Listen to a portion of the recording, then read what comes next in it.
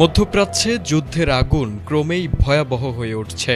কোনোভাবেই থামানো যাচ্ছে না ইরানকে।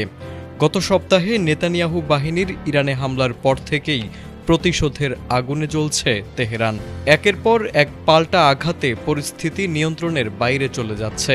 আর সেই ধারাবাহিকতায় এবার নতুন করে ইসরায়েলে বড় ধরনের হামলার খবর সামনে এসেছে। ইসরায়েলকে লক্ষ্য করে একযোগে ক্ষেপণাস্ত্র নিক্ষেপ করেছে ইরান ও লেবানন।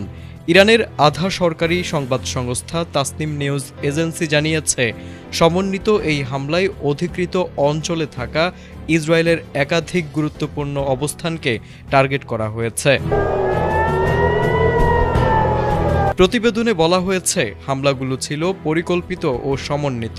একযোগে ছোড়া ক্ষেপণাস্ত্র ইসরায়েলের বিভিন্ন সামরিক ও কৌশলগত স্থাপনাকে লক্ষ্য করে নিক্ষেপ করা হয়। এতে মধ্যপ্রাচ্যে নতুন করে বড় ধরনের সামরিক সংঘাতের আশঙ্কা আরও জোরালো হয়ে উঠেছে।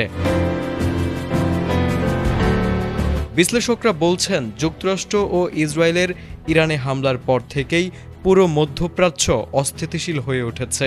এর জবাবে ইরান ও তাদের মিত্র শক্তিগুলো পাল্টা হামলা জোরদার করেছে। ফলে আঞ্চলিক সংঘাত ধীরে ধীরে পূর্ণমাত্রার যুদ্ধে রূপ নেওয়ার আশঙ্কা তৈরি হয়েছে। এদিকে সংঘাতের আগুন ছড়িয়ে পড়ছে আরও নতুন ফ্রন্টে। দক্ষিণ লেবানন থেকে রকেট হামলা চালিয়েছে দেশটির সশস্ত্র গোষ্ঠী।